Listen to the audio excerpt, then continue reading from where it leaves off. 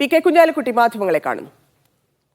ഭൂരിപക്ഷ വർഗീയത ലക്ഷ്യം വെച്ച് ഒന്നിനു പിറകെ ഒന്നായിട്ട് CPM-ന്റെ ഭാഗത്തുനിന്ന് ഇങ്ങനെ വരുന്നത് അവരുടെ അടിത്തറ തന്നെ ഇളക്കുന്ന പരിപാടിയാണ്.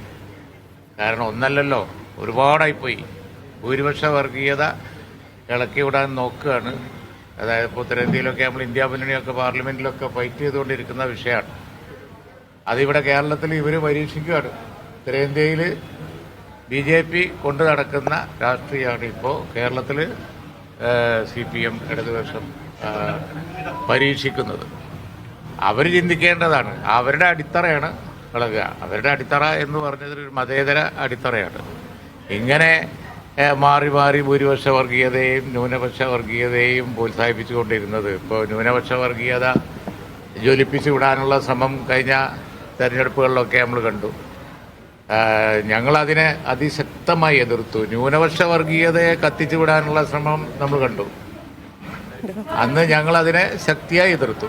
ഇപ്പോൾ രാഹുൽ ഗാന്ധിയുടെയും പ്രിയങ്ക ഗാന്ധിയുടെയും ഒക്കെ വിജയം ന്യൂനപക്ഷ വർഗീയതയുടെ അടിസ്ഥാനത്തിലാണ്, അല്ലെങ്കിൽ സംഘടനകളുടെ സംഭാവനയാണ് എന്നൊക്കെ പറഞ്ഞാൽ, ഒന്നാമത് പ്രസ്താവനയെ മണ്ടത്തരാണ്, രണ്ടാമത് ഇത് അതിക്രൂരാണ്. മാത്രമല്ല അവരുടെ രാഷ്ട്രീയത്തിന് നിരക്കാത്ത, ഡൽഹിയിൽ അവർ ഇപ്പോൾ അവിടെ മുദ്രാവാക്യം വിളിച്ചുകൊണ്ടിരിക്കുമ്പോൾ അതേ പരിപാടി അവർ കേരളത്തിൽ ഇവിടെ നടത്തിക്കൊണ്ടിരിക്കുക. ഇത് അവരുടെ അടിത്തറയാണ് ഇളക്കുക. അവർക്കൊരു ആദ്യം നമുക്ക് മനസ്സിലാക്കാം, കാരണം വോട്ട് ചോരുന്നുണ്ടോ എന്നുള്ളത്. വോട്ട് ചോരുന്നുണ്ട് എന്നുള്ള ആദ്യം വെച്ചിട്ട് ഇത്രയും അങ്ങോട്ട് വർഗീയത പറയാൻ തുടങ്ങിയാൽ കാഫർ, അതുപോലെ തന്നെ പിന്നെ ഇൻ്റർവ്യൂകൾ, അതുപോലെ സുപ്രഭാതത്തിലെ പരസ്യം, ഒരു ലിമിറ്റുമില്ല. പക്ഷെ അത് പച്ചക്കാണ് പറയുന്ന സ്റ്റേറ്റ് കേരളമാണെന്ന് ഓർത്തോളണം. നെഗറ്റീവ് ഇഫക്റ്റേ ഉണ്ടാവുള്ളൂ. ഷാഫിയുടെ ഭൂരിപക്ഷം ഞങ്ങൾ പ്രതീക്ഷിച്ചതിൻ്റെ എത്രയോ 10 മടങ്ങ് ഇരട്ടി പോവാൻ കാരണം അവർ കടുത്ത വർഗീയതക്ക് തുരിഞ്ഞു എന്ന് ജനങ്ങൾക്ക് മനസ്സിലായപ്പോഴാണ് ജനങ്ങൾ തിരിഞ്ഞു വോട്ട് ചെയ്തത്. അതാണ് കേരളം. പാലക്കാടും അത് തന്നെ ഉണ്ടായത്.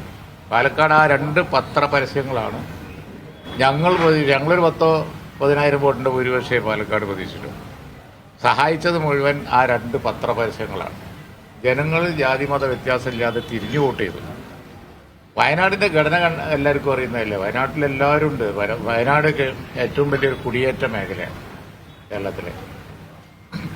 ഒരുപക്ഷെ ഇന്ത്യയിലെ തന്നെ ഒന്നാമത്തെ കുടിയേറ്റ മേഖലയാണ്. അവിടെ കുടിയേറ്റ കർഷകർ, അവരുടെ ജാതിമതവും ഞാൻ പറയുന്നില്ല. പക്ഷെ അവിടെ എല്ലാവരും കൺസോൾട്ടേറ്റഡ് ആയിട്ട് ഒറ്റക്കെട്ടായിട്ട് പ്രിയങ്ക ഗാന്ധിക്ക് വോട്ട് ചെയ്തുകൊണ്ടാണ് കുറഞ്ഞ ശതമാനമായിട്ട് പോലും ഇത്രയും വലിയ ഭൂരിപക്ഷം ഉണ്ടായത്. അത് കാണാൻ കഴിയണ്ടേ? ഈ വഷളത്തരം നമ്മൾ പറഞ്ഞുകൊണ്ടിരുന്നിട്ട് എന്താ കാര്യം?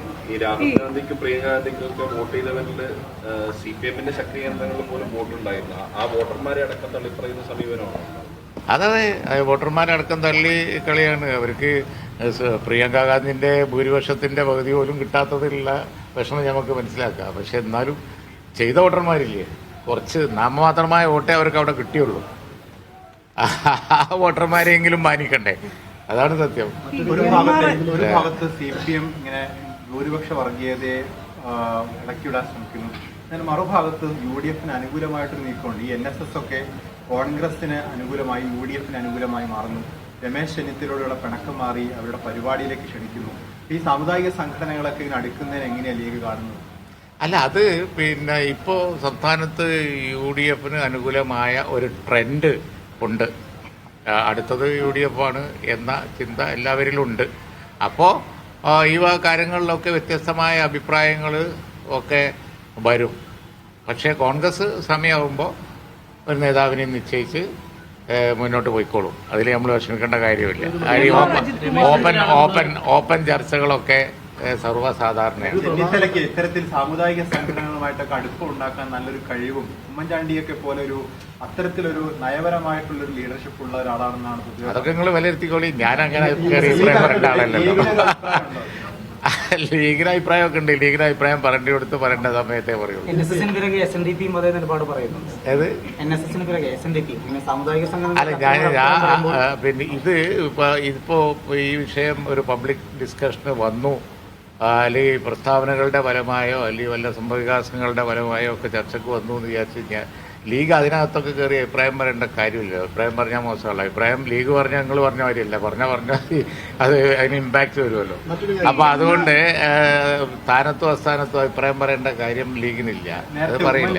ഇത്തരത്തിൽ എല്ലാ സാമുദായിക സംഘടനകളുമായിട്ടൊക്കെ ഒരു ഡീൽ അവരുമായിട്ടൊക്കെ നല്ല ഒരു നീക്കുപോക്കുണ്ടായി. ഇന്നലത്തെ വിജയരാഘവന്റെ പ്രസ്താവനയുമായി ബന്ധപ്പെട്ടായിരുന്നു വർഗീയത ഇളക്കിവിടുന്നു എന്നുള്ള രീതിയിലാണ് പി കെ കുഞ്ഞാലിക്കുട്ടി അതിനോട് പ്രതികരിക്കുന്നത്.